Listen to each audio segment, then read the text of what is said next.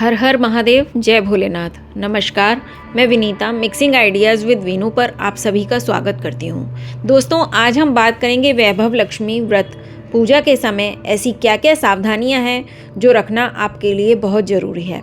तो दोस्तों, व्रत तो हम सभी रखते हैं और किसी की मनोकामना पूरी होती है और किसी की नहीं भी पूरी होती। तो उस समय हम दुखी हो जाते हैं, निराश हो जाते हैं। हमें लगता है कि आखिर हमारे व्रत में ऐसी क्या चूक हो गई, क्या कमी रह गई जो हमारी मनोकामना पूरी नहीं हुई।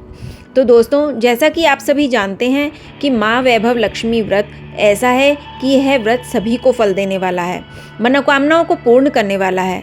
इस कलयुग में यह चमत्कारी व्रत जो भी करता है उसकी मनोकामनाएं पूर्ण होती हैं, चाहे वह कोई भी मनोकामना हो।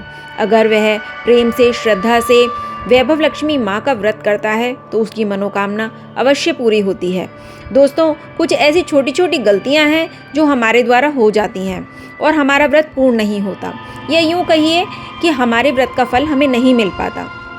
अगर आपने यह व्रत पहले किया होगा तो आपको पता होगा कि इस व्रत में विशेषकर ये मना है कि आपको किसी की चुगली नहीं करनी है।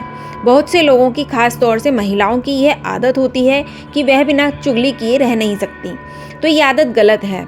इस आदत को आप बदल लीजिए। अगर हमेशा के लिए छोड़ देती हैं तो आपका जीवन सर्वोत्तम है।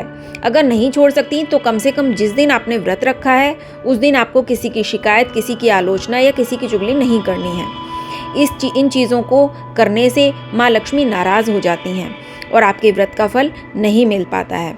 अगली चीज़ है कि जब भी आप व्रत रखें तो आप नीले और काले रंग के वस्त्रों का प्रयोग ना करें, क्योंकि नीले और काले रंग में कुछ नेगेटिव एनर्जी होती है जो आपके व्रत और आपकी पूजा को अपूर्ण करती है।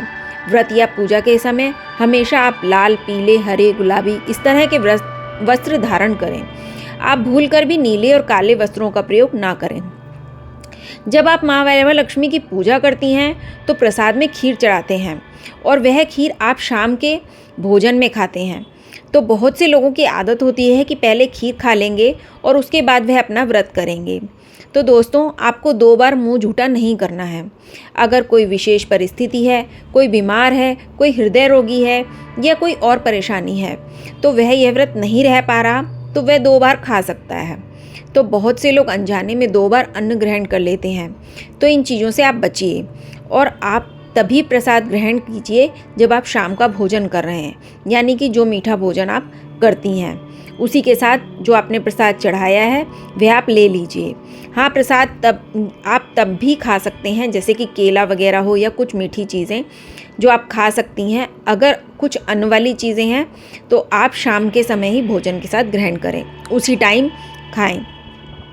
अगली बात है कि आप पूजा और आरती कर लेती हैं तो उस समय आप एकदम शांत मन से बैठ जाइए और वैभव लक्ष्मी माँ से अपनी मनोकामना कहिए कि माँ, मेरी यह मनोकामना है, इसे पूर्ण करो। और सबसे बड़ी चीज़, आप माँ से ये कहते हुए पूरी श्रद्धा और निष्ठा और विश्वास रखें कि माँ आपकी मनोकामना अवश्य पूरी करेगी। और दोस्तों, यह मेरा खुद का विश्वास है, यह मेरा पर्सनल एक्सपीरियंस है कि माँ आपकी मनोकामना ज़रूर पूरी करती है। आप एक बार इस व्रत को करके तो देखिए। माँ ऐसी कोई मनोकामना नहीं जो आपकी अपूर्ण रहने दे। तो दोस्तों, बात कर रही थी कि मैं आप पूजा में और आरती कर लेते हैं तो उस समय आप 11 बार ऐसे आंखें बंद करके और सच्चे हृदय से बोलिए, एकदम श्रद्धा भाव से, जय माँ लक्ष्मी, और 11 बार इस नाम का उच्चारण कीजिए और तब जाकर आप धरती को ज़रूर छुएं। क्योंकि दोस्तों, धरती को छुए बिना आपकी पूजा पूर्ण नहीं होती। धरती माँ को छुएं और तब जाके आप वहाँ से हटिए। और अगली चीज़ है दोस्तों कि बहुत से लोग पूजा जब करते हैं तो उसके तुरंत बाद माता की चौकी हटा देते हैं और वहाँ पर रखा हुआ कलश भी हटा देते हैं, लेकिन यह सर्वथा अनुचित है। आप पूजा की चौकी या कलश को आप सुबह ही उठाएं। भले ही माता के लिए आप थोड़ी छोटी चौकी रखिए, मतलब आप अपनी जगह के अनुरूप रखिए, लेकिन पूजा के तुरंत बाद नहीं हटाइए। और अगर जगह का अभाव है तो आपके पास, तो 2-4 घंटे के बाद जैसे दीपक बुझ जाए उसके बाद आप माता की चौकी को हटा सकते हैं। अन्यथा अगर आपके पास जगह पर्याप्त है तो आप जल्दबाजी ना करें। आप सुबह स्नान के बाद माता की चौकी हटाइए और तब जा कर के वहाँ से कलश हटाइए। इन बातों का विशेष ध्यान रखिए। कभी भी जलता हुआ दीपक छोड़ करके ऐसे मत कीजिए, यह दोष का कारण बनता है। अगली चीज़ है दोस्तों कि पूजा में जो भी चढ़ाया हुआ चावल है उसे आपको अपने पैरों का स्पर्श कदापि नहीं होने देना चाहिए। यानी कि इन्हें ऐसी जगह डालिए जहाँ पर बहुत आराम से पक्षियाँ आते जाते हों और उस चावल को खा सकें। तो इस बात का विशेष ध्यान रखिए।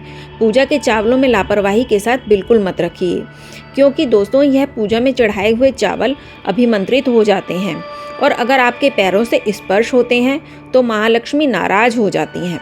इस बात को आप विशेष रूप से ध्यान रखिए। अगली चीज़ है दोस्तों, आप जो कलश में पानी रखती हैं तो पहले उसमें गंगाजल डालती होंगी। तो बहुत से लोग गंगाजल डालते हुए ये गलती करते हैं कि सबसे पहले जो नॉर्मल जल है वह भरते हैं और उसके बाद उसमें गंगाजल भरते हैं। दोस्तों यह विधि अनुचित है। सबसे पहले आपको पात्र में गंगा जल डालना है, उसके बाद आपको साधारण जल डालना है। गंगा जल में इतनी शक्ति होती है कि वह साधारण जल को पवित्र कर गंगा जल बना देता है, लेकिन साधारण जल में इतनी शक्ति नहीं होती कि वह गंगा जल को इतना बढ़ा सके।